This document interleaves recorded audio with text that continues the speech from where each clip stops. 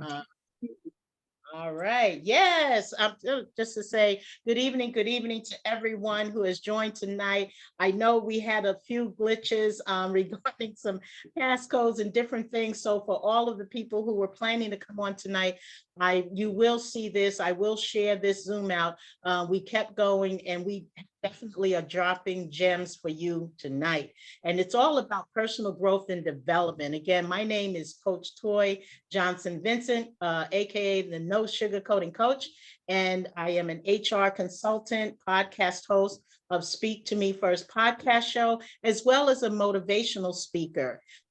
Really for bringing people together and networking and really, again, learning from one another. That is why this is the third event, and I will be doing them every month, once a month. And again, I welcome anyone and everyone. Let's just have the conversation. The more conversations that we have regarding career development, personal growth and development, resilience, anything that you can think of that will be helpful that you can take away from the conversations, all are welcome. So I want to keep that out there. And last but not least, TJV empowers you, the letter u.com, again, to reach me, and you'll learn to reach other people on the panel tonight. They will also provide their website, so you'll get that too. Again, TJV empowers you, the letter u.com. So I'm going to go ahead. We were talking about initially, what about personal growth and development, what it really means, and what does it mean to you? Because what it means to me may be different, right? From anybody else who's on the panel, or just in general, people you know and love and care about. And sometimes your attitude can be misconstrued as something else. So for me, I was discussing, majored in speech communication, and I'm utilizing those skills. And of course, a huge background in HR, talent acquisition, matching that wonderful talent to major corporations for many years, both contractually as well as full-time. And then more so now, I wanted to focus more on career development and help people lead them in the right direction, which then brings me to coaching. I thought it would be great, to sort of mesh those two areas together career-wise. But tonight, I talk a lot about career development, but that personal growth and development, you got to take care of that. You have to address that first before you say, I'm all set, I got my career, but you didn't grow. You didn't grow personally. That's You're right. still stagnant in your old ways, and your mindset's still stagnant. So I had said that about what was stopping me. And now I understand, well, what are some of the ways? What I didn't say was, what are the ways that I've tried to address it, and how am I working my way to get better, and not struggle with that? And that would be, something sometimes I realize, just let it be. You have to be able to walk away, regroup, refocus. It wasn't that serious, whatever it is, because something could maybe just bother you, just something simplistic as maybe the computer doesn't work, but you got to get this workout. Computer doesn't work. The mouse is bro. You can say all day, my monitor's cracked, my microphone doesn't look good. Whatever it is personal to me. You may not see that, but that would be something I see. And then I have to address that to say, you know what? Just show up with my content, and the people will come.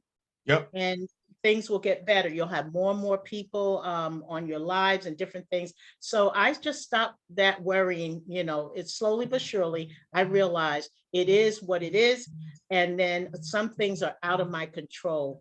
And that's where, what I'm still trying to work that all the way out. But I think I'm doing pretty good so far. But I just wanted to share that, because as the host of this particular panel, it's not effective if the person who's hosting a personal growth and development does not share something of themselves.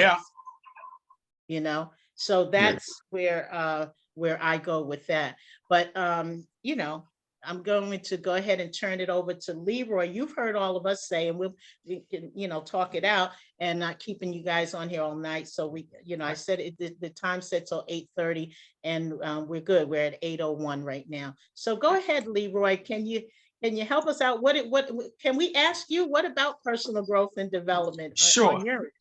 Absolutely. When I think of the word personal and professional growth and development, I think of one word and one word only, to be quite honest, and that word is intentionality. Intentionality. Intentionality. When it comes to your intentions, if your intentions are wrong about anything, your conclusion is going to be wrong. When we talk about intentionality, there is no plan B for that. It's only plan A. And he or she has to be about the business of exercising that process towards plan A. Also, as it relates to your intentionality, the word no is never the final word. As it relates to your intentionalities, everything is negotiable. Every single solitary thing is negotiable. And no will never be the final word. And as I said, if your intentions are wrong, it's just like writing a book. It's just like telling a story. If the content is wrong, the conclusion is going to be wrong. If your intentions are wrong, your conclusion is going to be wrong. So when we talk about our intentions as it relates to personal and professional growth and development, we're simply saying to the world and everything that's in it, I'm committed to this. This means something to me. And the very day that you come to that conclusion, where whatever you're doing, whether it's going back to school, whether it's writing a book, whether it's developing new skills, or whatever the case may be, if your intentions are good, you can give birth to whatever it is that you're seeking to accomplish, if your intentions are good. So in other words, another way to look at it is just simply to say this: wherever you put your energy at, wherever you put your focus at, rather, that is where your energy is going to flow. So much so that you can look at it like this: if I'm put a meal into the microwave and I plug that microwave up, there's a transfer of power there into that microwave. Why? Because wherever I put my focus at, there's where my energy is going to flow. So outside of that, because my intentions are good as it relates to that process of heating up my meal, it's going to give me something back in return. It's going to give me something back in return. So in other words, what you feed will feed you. It's called the law of reciprocation. What you feed will feed you. So now, if I'm intentional about getting my master's, what that means is that I also have what I call the stir-up process about my intentionalities. And I give you this example. One of the projects that I'm working on is a book called My Vision is My Weapon. My vision is my weapon. So now, as it relates to my intentions, as it relates to that, here's what I've done. Everything that I put out is documented in some kind of way where it says my vision is my weapon, because I'm stirring up my intentions as it relates to it. I built a very sophisticated PowerPoint deck.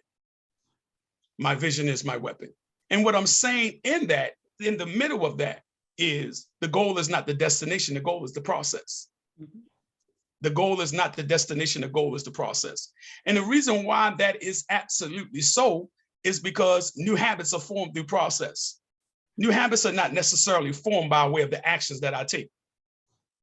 Because I know for myself, there are some actions that I have taken that did not give me success immediately. What it gave me is a process to learn. That's what it gave me.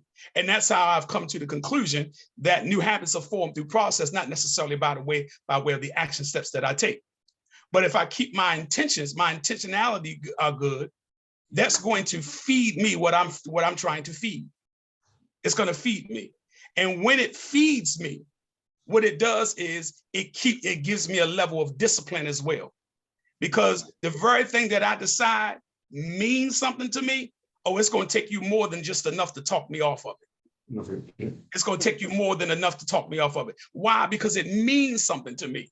So if working on this project where this book is concerned means something to me. I don't just say it means something to me. I am very intentional about it. I'm intentional about it. Because again, as it relates to my intentionalities, whatever I give meaning to, it's going to give me something right back. It's going to give me something right back. So I can sit and I can tell it to anybody.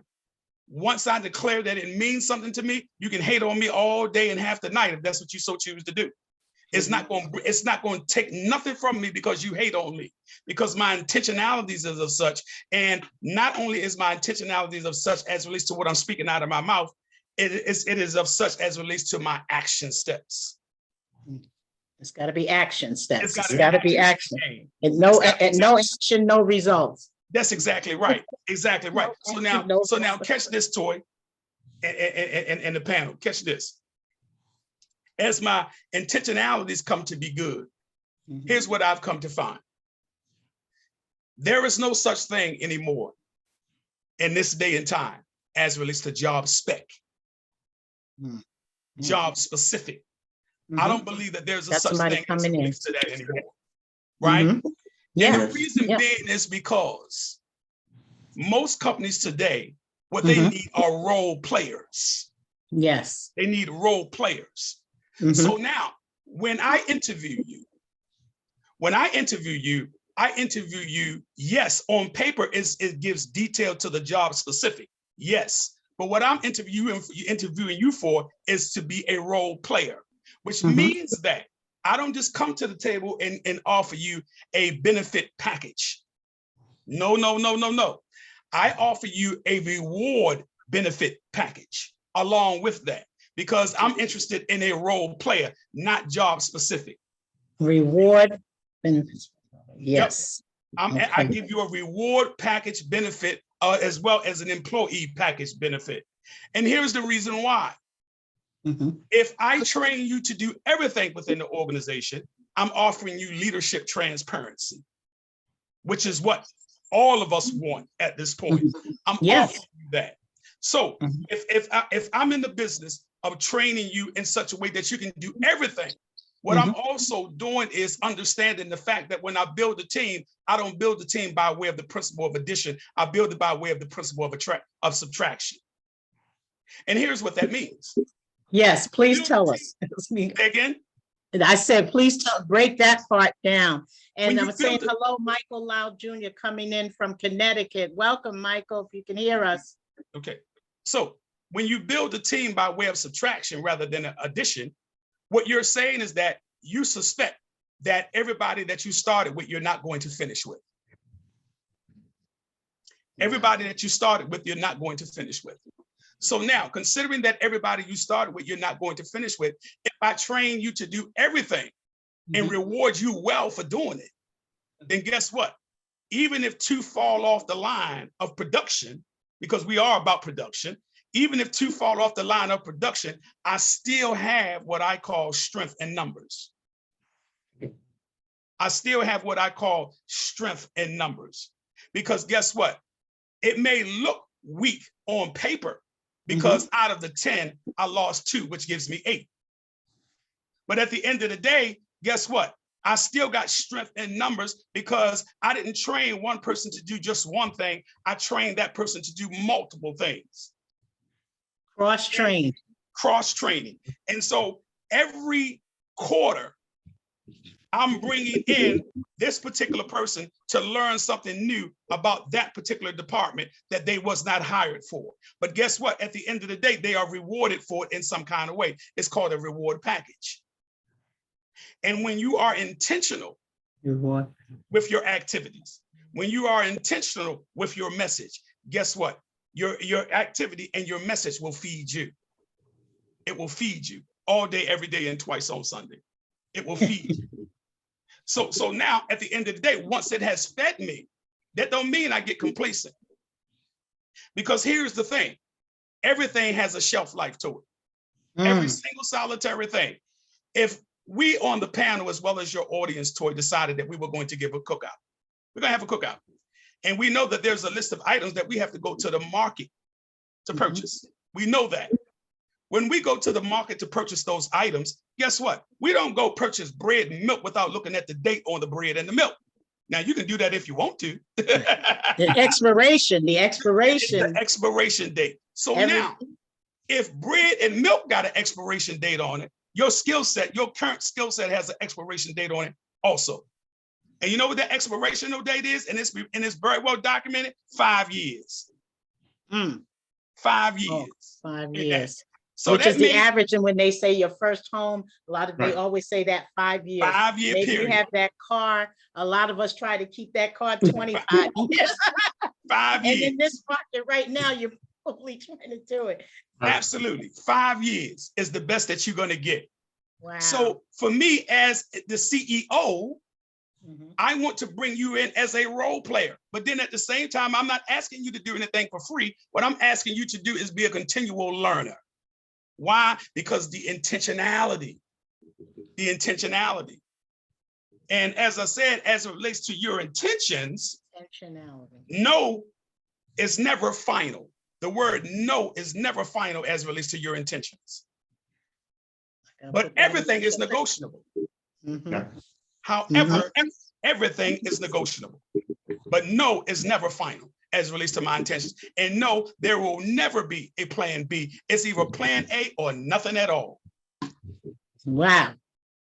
It's either plan A or nothing at all. As a business owner, as a professional, if your intentions are good, it's just like telling a story. If your context is wrong, your conclusion gonna be wrong. If your intentions are wrong, your conclusion will be wrong all day, every day, and twice on Sunday.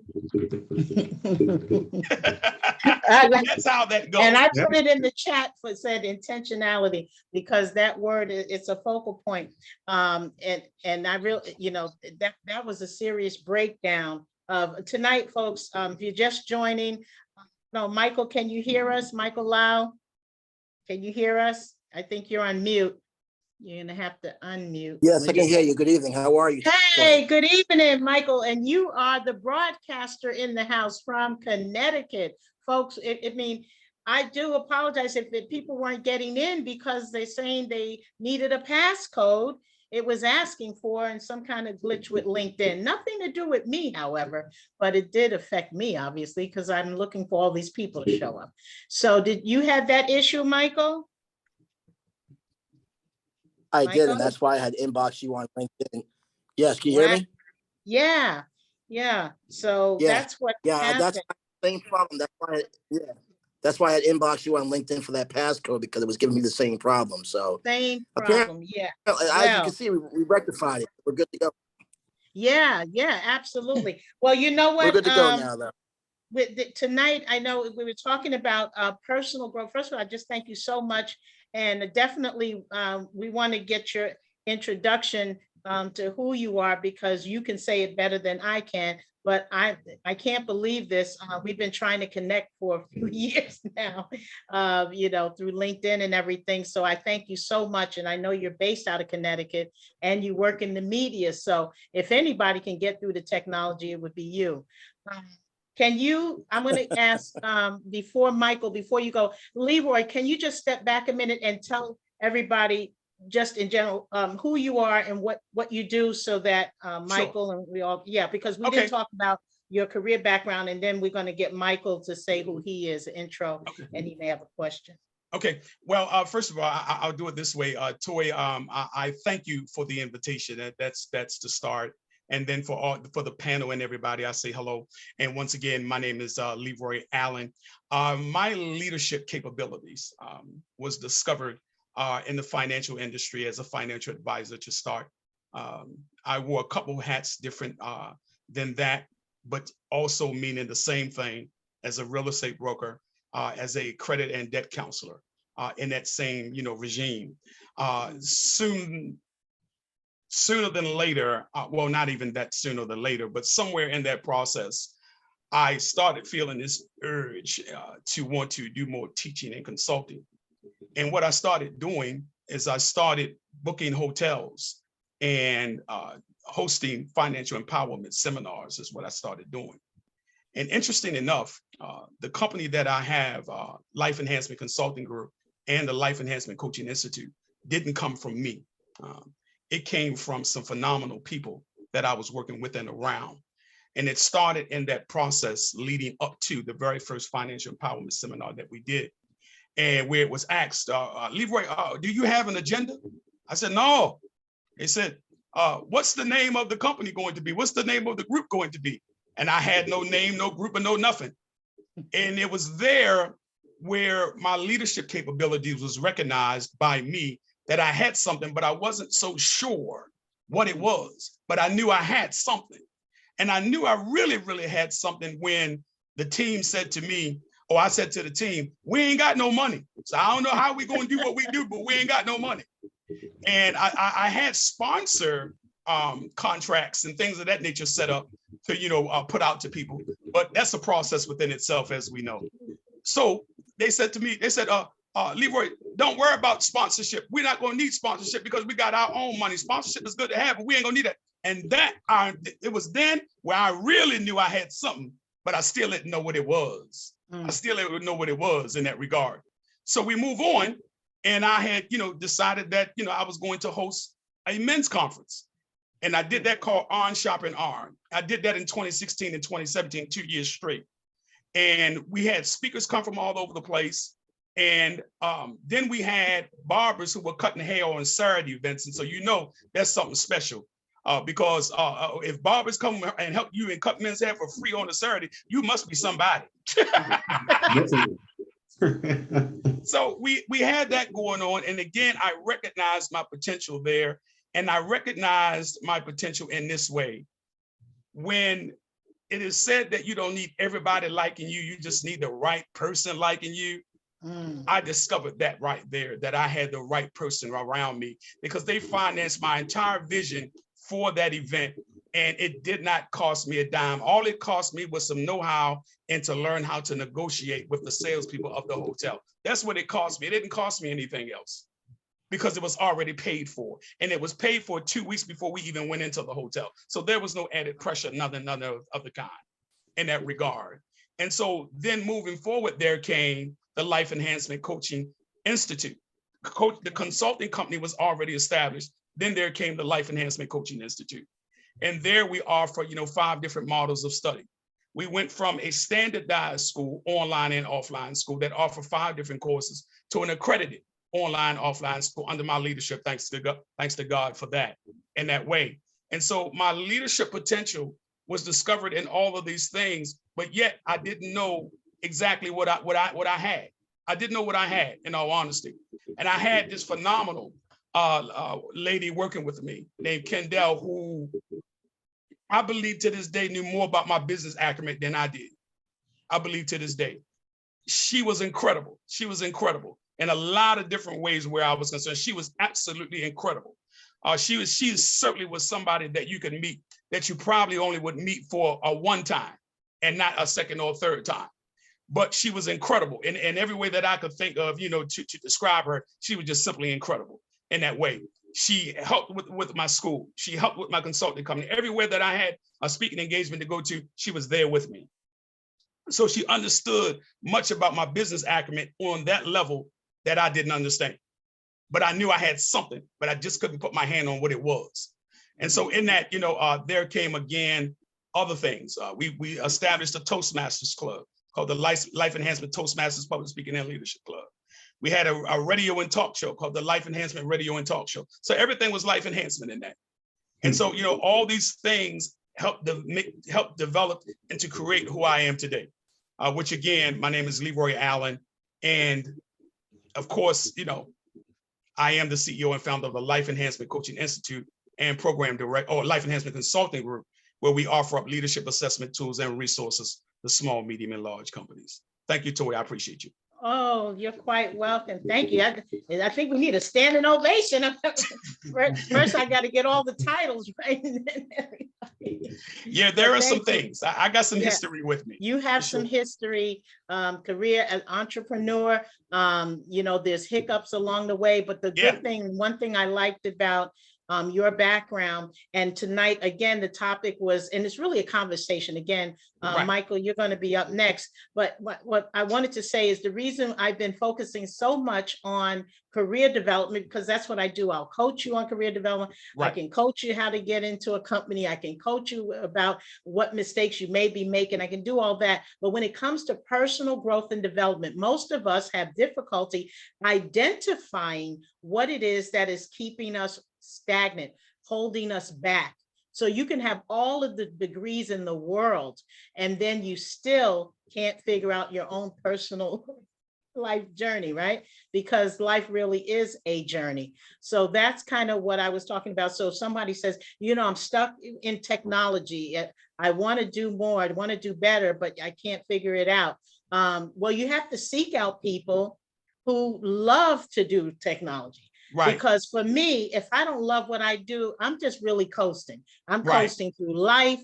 I'm coasting through the day and all of that. I'm on lives. I do a lot of that. And podcasting was a way for me to not only just interview on my podcast show, I actually go on alone and talk about a particular topic, whether that's resilience or what have you. And I focus on that. And I always share my own stories of resilience. And for those who don't know about that, my personal story is that I lost my daughter, who was of a toddler age, when I was in my 20s. I was not married then, single and all of that. And she was born with congenital heart disease. So I started, as I realize now, older, mature and everything, and, the anger goes away, that kind of, you get rid of, got to go through all those grief stages. We know what that is. But the most traumatic is the loss of a child. And I don't have other children, didn't go on to have other children. So, I'm one who can speak to grief and loss and how I needed to grow personally, because I feel like when that happened to me in my 20s, all I could do was grow. There's only one other way to get out of here. You're either going to grow or you're going. So I chose to grow, because most people, any psychologist or psychiatrist or anyone in the medical field, even including allied health, will tell you that is the most traumatic loss, period, is the loss of a child. And so that's where I started to thinking about, and as I built content and became the coach and all of that, and I, AKA no sugarcoating coach, really do like to tell it like it necessarily, it may not be like it is. It's just like the way I see it, but then I can see a lot of things in someone else. And so, how when like my podcast show is named Speak to Me First Podcast Show. And I wanted to be able to grow that and develop that particular platform, because my name is on it. When you put your name, add your name to something, that's your brand. And for those who may be on here say, well, no, I don't have my own business. I work the traditional 9 to 5. Well, your brand is you, capital YOU. So, and then people will seek you out because of your knowledge. You may be working for somebody, but you have a lot of background that somebody else, you can maybe go into a consulting role. So it's you always have to brand your brand. You may be a walking resume, if you will. But I just said all of that to say, I'm really glad that, we talked about that and how you shared how your background in different venues, your entrepreneur, podcast host, the whole 9 yards, but people will always see you as Leroy, right? Of course. And of course. if I go back home to New York, they just say, hey, Toy, oh, you're a speaker. Oh, okay. But at the end of the day, so with that note, I'm going to go ahead and turn it over to Michael. Michael, you can hear us? You're up. Michael, you're going to have to unmute. All right. I'm here. Can you hear me now? Can you hear me now? How are you? Yes. I'm good. How are you doing this Tuesday evening? Yeah, well, this Tuesday, all right. We got through it. I'm so happy that you joined and was able to get on, at least in the end, you're here. And so I really want to give that floor to you. We were talking about personal growth and development. And initially, before you came on, we did a roundtable just talking about some of the areas in our life that we wanted to grow. And when we think of the word personal, a lot of us said something similar. Personal is just It's just really about you. You know, when someone says it's not about you, no, personal, it is about you. And what areas that, you know, you may want it to grow and first to develop better in those areas, whether it's communication, how you deal, it could even be how you deal with stress. It could be anything, but that's kind of what we were thinking. And Regis had mentioned she wanted to grow in the area of technology. Eric up there in the top corner, just wave your hand. Eric was talking about his background as an electronic data interchange, data business analyst, and all of the other titles that go with data. But he, you know, he also had to seek out a guru with the program SQL, and you know, kind of took us through that journey. But for you, Michael, tell us who you are, where you're coming in from, and hey, what you do, what do you do? And is there anything that you just wanted to ask, even if it was one question about personal growth and development that we could maybe help? I live here in Connecticut. I've lived here for 19 years. I'm a media professional. I work for 3 different radio stations here. I work for one station in Fairfield, Connecticut. I also work for another one in here in Hartford, where I live, not too far away from where I live. And I work for another one in nearby Springfield, Massachusetts. So I stay pretty much busy during the week. I'm a news anchor. I'm a reporter. I cover a lot of the spot news around these 2 states of Connecticut and Massachusetts, predominantly during the week and on the weekends. And I also teach at Quinnipiac University. I'm a professor going into my 4th year there. So looking forward to that. The class is starting up in 3 weeks. Wow. And I have been doing this for over 26 years combined in this business as a media professional and as a educator. So I am pretty blessed for where I am now. And I still feel I have a lot more to accomplish in this life that I'm living and enjoying. And I still feel the best is yet to come, and there's more to come. And I couldn't be happier with where I'm at. I'm always looking to do better, and I'm always looking to grow, and I'm always looking to explore different things in life to make myself foster even more as a human being. And I'm always up for a challenge. And I'm never too old to accept these new roles and different avenues to travel on. And here I am. So far, it's been a great ride. Yes. You had some recent, first of all, that's a fantastic background and you know, just in media in general, because in some way, when we talk about podcasting, there's some part of broadcasting. And of course, you're doing with the radio and then television, you know, there's a lot more bells and whistles that go into it. But at the end of the day, you always have to show up. And I know you do a lot of posts out there on LinkedIn. And this is one thing I noticed is that Michael, what he'll do, he posts things and he's saying, hey, I'm up, I don't know if it's 5 a.m. or 6 a.m., whatever it is, it's a Saturday or a weekend. And you post a picture of everything around you, sometimes without you in it, but you actually post like, this is where I am, you know, what I'm doing. So you're dedicated to your craft. Now I realize that's in broadcasting, that's 24/7 essentially. But how were you able to, you mentioned you're a professor at Quinnipiac College, right? Or university in Connecticut? University. It was called college. University. It's now called university. Okay, because when I was living up in New England, we have a background very similar up there.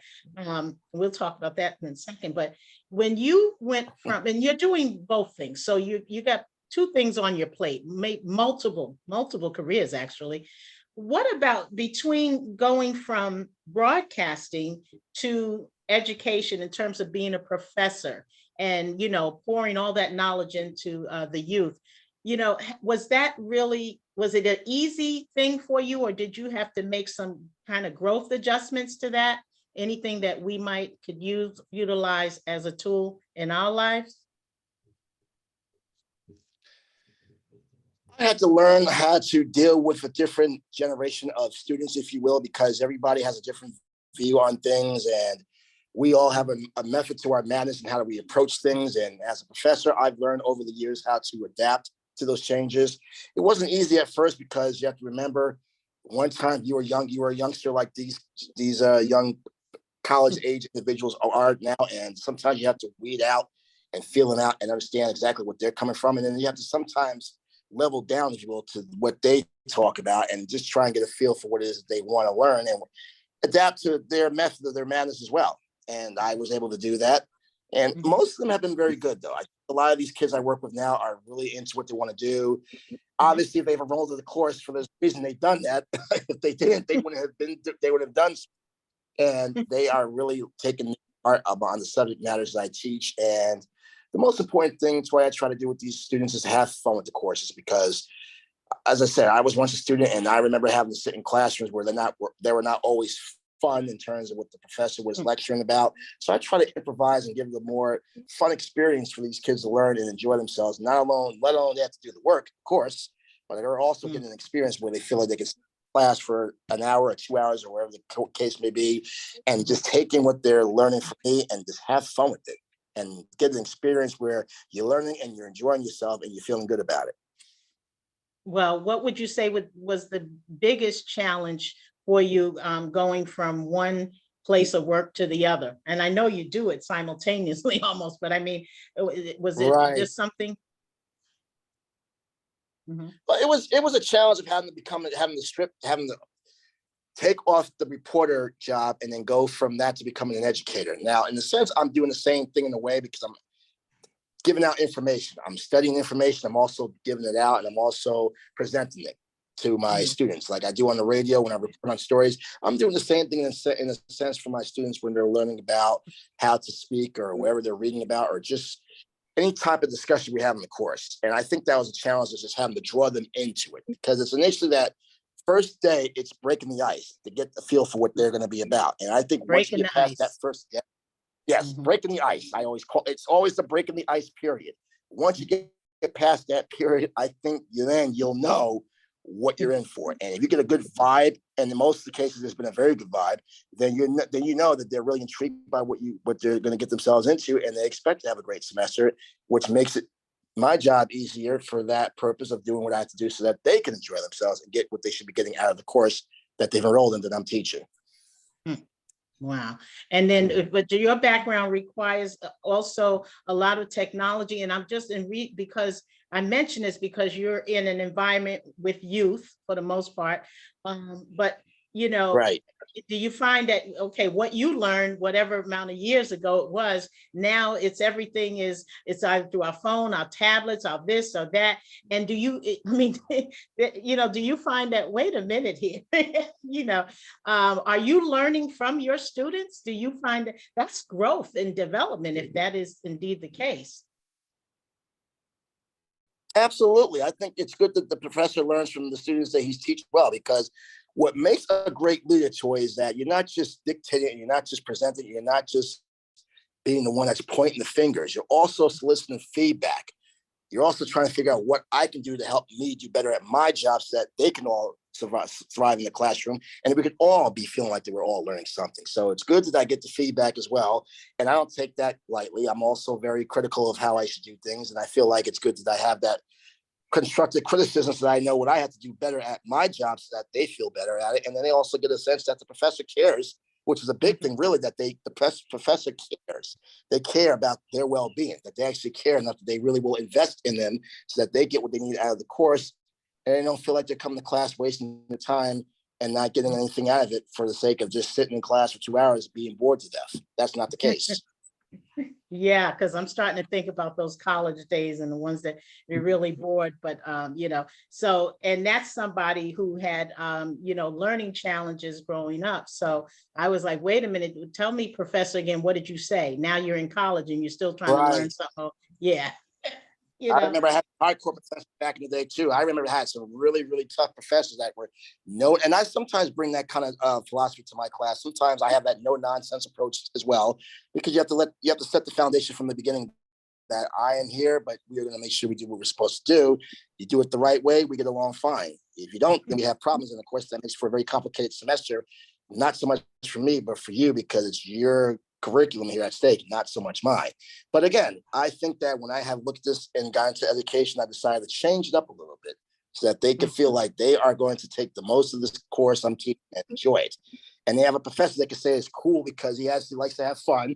And we all get along because we're also learning as a sense of having fun. And I think that's what makes the environment so positive now, is that they enjoy it and they're learning and they're having fun, and they're feeling more relaxed, because you don't know what background these kids are coming from too. I mean, that's the other thing. You don't know exactly what background Yeah, that's the other Yeah. challenge, is that where are they coming from? They're coming from all walks of life. So as a Right. professor, you have to just kind of just be cognizant of just the fact that these are the students, they're all here to learn. Just do the job, execute it, be yourself, do what you have to do, feel them out, keep your doors open, keep the lines of communication open. Yes, we all use social media, and they have a lot of social media that I use. I think some of them tend to even talk about what I do on my social media platform sometimes jokingly, but they all understand what they have to do when they come to class. And I think for the most part, if you let them know from the very first day what the expectations are, and they see that you are all about having fun, but also about business, it'll make for a great 3.5 months of learning. Absolutely. And absolutely. And I thank you for sharing that about your background. And also because a lot of us who don't work with students or that population or youth population, I should say more or less, that's a whole different ball game, if you will, because everyone's looking to be respected, of course. There's someone's child is in that classroom, and then you got to deal, even though, they say parents, they're in college, but if you think back when you're in college, you say, oh no, I need to call home, for whatever reason, even if it was for more than just money. A lot of us were still looking for validation, but then they come and now they're in your classroom and they're saying, well, nobody paid attention to me. So they're actually trying to develop, they're trying to grow. And so what we were talking about tonight, even as adults, we're always trying to learn and grow in all areas, but they need someone that cares. And it sounds to me that, they picked a really good person to be in front of them. I know you probably gain a lot from them, but they're certainly, their takeaway has to be phenomenal coming from you. So, and I just have one question, last question for you, and then we're going to wrap up. Anyone in your class, are you teaching communication? So are people trying to grow and take courses in that area? Is that what you teach? Because you're in broadcasting? I'm teaching a couple of courses this semester in public speaking. So they're learning how to actually get, and this is what's good about this course, because I just mentioned about 2 minutes ago that we do a lot of social media, such as what we're doing here with LinkedIn. The purpose of public speaking is to get the kids away from their devices. Get off your phones, get off Instagram, get off your laptops, get off your Facebook, get off of Twitter, get off of these other platforms that you feel like you can only communicate on when you're just not in front of people. These courses are going to help them understand what it means to be in front of the public, in front of people, where you're going to go to functions like one here right now, like what you're doing, for example, here on LinkedIn, talking to me and talking to your audience you're in front of a camera, but people are watching you. Same essence here with the course is that you're going to be standing in front of people in the auditorium, in the building, at a concert. It doesn't matter what professional field you get into. The fact is you're going to be speaking in front of people, and the idea is to get them over their fears of being in front of people where they're looking at you, because now you're not in front of social media. This is now you're in front of humans, where you're going to have to be able to find ways to speak and how to articulate your voice and how to move your body. You show your different movements around the room and how to feel people out, how to feel your audience out.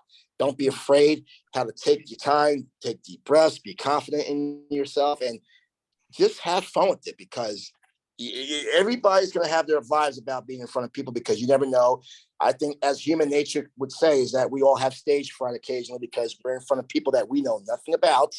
Yes. And you never know, as we mentioned earlier, what vibe those folks are going to have when they see somebody that they don't know in front of that stage. And of course, you never know, somebody's going to say, well, that person didn't sound too good. Well, who is that person up there on stage? Or who is that? Doesn't sound like exciting at all. He sounds boring.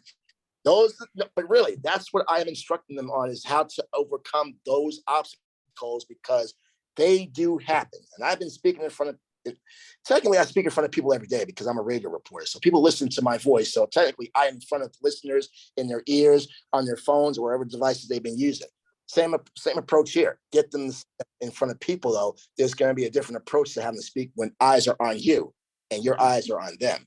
Get them more comfortable with being around people and get them to be more person to person, so that they don't feel they get around somebody they don't know, they can't hold a conversation with them. And I think that's one problem with this generation, with all this technology, is that we've made it so that now robots are the only way we can communicate. But the public speaking courses do it a better way, where you're in front of people and you have a better way of talking to people, and that's how you hold a conversation with somebody.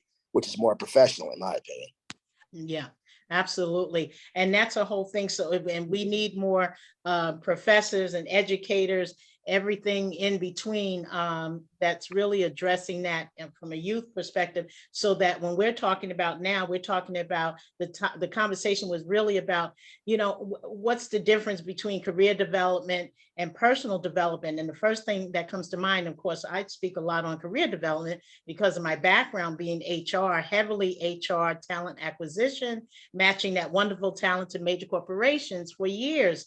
But, as a speaker and a coach, I love to talk about personal growth and development because maybe it means you need to pivot on things that you're doing that's not working for you.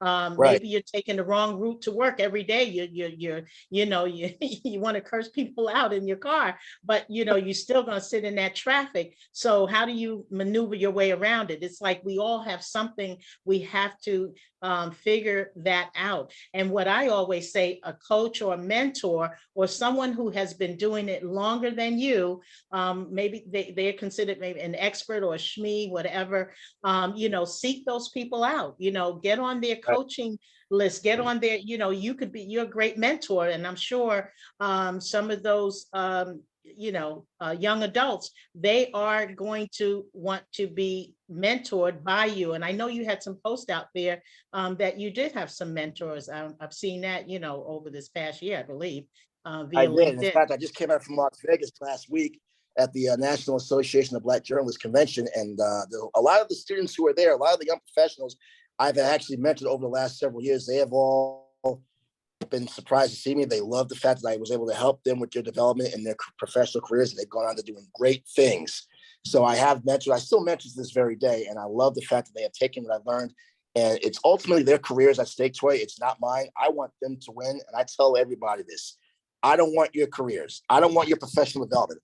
I am here to help you get to the level that you want to get to so that it helps you in the long haul, not me. This is your profession. This is what you're getting yourself into.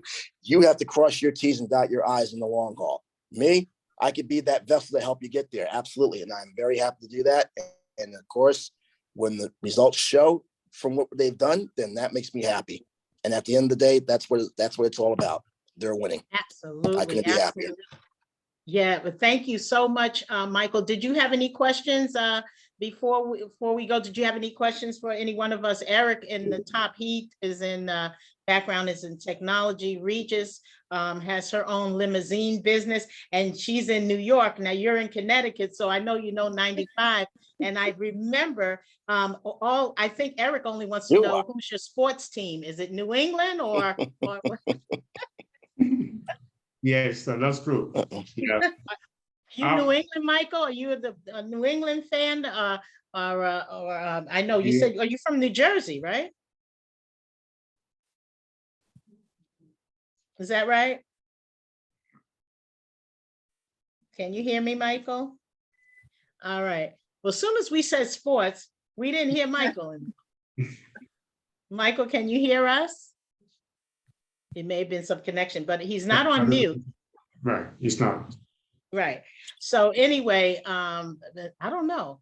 Regis, are you a New York fan, or what do you follow sports? I'm a Yankee fan. What do you expect? I'm a Yankees fan too. And the voice came back. Well, I'm Jersey, but I'm a New York sports fan for life. Yankees, Knicks, Giants, Rangers, all these teams. So I all of them. Well, so you are from New Jersey originally, right? New England all the way. Eric said New England Patriots and Celtics all the way in the top left. Sorry, with all due respect, Eric, I can't stand any of the Boston teams. I'm sorry. No, I can't stand New York either. Hey, well, I live in Connecticut. This is being recorded. Yeah. And there's two teams what I root for in say? Connecticut. I root for UConn and for the Sun here. We have a WNBA team I root for and cover here, the Connecticut Sun. So I root for them, and I also root for UConn. So there are a few teams here in Connecticut I root for. Yeah. Yes. But remember, guys, so if you're here, Michael, where can people listen to your program? How can they tune in to that? What is the call letters? That's true. Well, I'm in Fairfield County, Connecticut. and on WSHU radio, which is on, you can listen online at WSHU.org. I cover stories in Connecticut Monday through Friday, so you'll hear my reports every afternoon and then every morning thereafter, from 4 to 6 during the afternoon hours, and then from 5 till 9 during the morning drive. All right. So I have So it as it's 89.9 WSH FM. 89.9 FM. That is correct. Yep. All right. And I have it as WSHU. Yep, so that is correct. I I'm said sorry. radio. I'm sorry. It's 91. I should know this. The frequency is 91.1 FM in Fairfield County. Sorry, I should know this. 91. But that's the station. 1 FM. Okay, got it. WSHU radio, right? Right. Most All cases, you'll right. probably have to listen on your phone or on your device on WSHU.org in case you Yes, can't get the frequency. Okay. All right. And you've been covering the games because you said most recently. I know that. Yeah, I mean, I go to the games. Yep. I go to the games Wow. up here. Yep. I do cover the. Okay. Great. Okay, Yeah. well, Right. maybe on our trip over somewhere, finally getting to Boston, I always said, when I'm coming that way, we have to figure out a way, even if it's coming to the door of WSU, because they won't let you in without pass and all that. But maybe you'll just come down in the lobby and be able to say, hey, we're connect in person. Absolutely. Why through? Just page me if you're coming through. I'll just come down. I mean, we can take a picture in front of the building if you want. If that would suffice, Yeah. that's fine. It's a gorgeous. Yeah. It's right off it's on the campus, by the way, of Sacred Heart University. That's what the call letters stand for. Sacred Heart University. Oh, okay, and that's in Fairfield, Connecticut? Yeah, because Sacred Heart University owns and operates the radio station. Okay, Okay. okay. But Okay, we are an excellent. NPR affiliate. Yes, National Public Radio. Okay. Yeah, and I practically lived on the campus radio station, Northeastern University in Boston. Shout out to Go Huskies over there. So, and I studied speech communication, Michael. Yes. Okay. Shameless plug. Excellent, excellent. Well, thank you guys. I know it's Okay. late. We got through it. And for all of those, this will actually I will upload it. It'll go out there to YouTube. It'll go out on LinkedIn as well. And Okay. so the entire it won't be entirely broadcasted because again, we didn't start the recording process till a little late in the game, but we knew within the technical difficulties, people getting in. So again, for all of those who will see this or listen to this, technology apologies, but I don't believe it was on my end. It's just something that happened with this whole LinkedIn thing. But guess what? This is the third conversations. It makes sense to connect. Even if it is once a month, just feel free to join right in with your busy schedules. You don't really need an invitation, but the invites go out so you'll know the date and everything, which changes every month, but it's typically will be held on Tuesday. And again, if anyone is interested in coming on my show to be interviewed, I have an open interview policy. It costs you absolutely nothing. Interviews are done in less than an hour. So with that said, if you're trying to reach me or learn more about me or want to invite me to speak, it's at www.tjvempowersyou, the letter u.com. Again, TJV empowers you, the letter u.com. And before we go, if you just make a smile, I know we can't see Michael, but I'll just do a screenshot as I said. And Leroy is gone, but I'll capture all of that on the video. But anyway, okay, on 3, we're gonna go ahead and smile. Where's the money? All right. Thank you, Michael, Okay. Regis, Leroy, Vincent. Thank you so much. And everyone else, whatever you do, success is in your future. Bye for now. Take Bye care, for guys. now. Yeah. Thank you. See you, Olivia. Yep. Thank you for great Yes. See you, Mike. conversation. And Eric, thank you very much, ladies. Take care. You're Thank you. welcome, Mike. Take care. It was Bye very now. good, Bye, Tori. Michael. Thank Very you, good. Regis. Thank you, Regis. I'll call you, Regis. Right. Have a good Bye, night. Eric. Right. All right. Bye. Bye.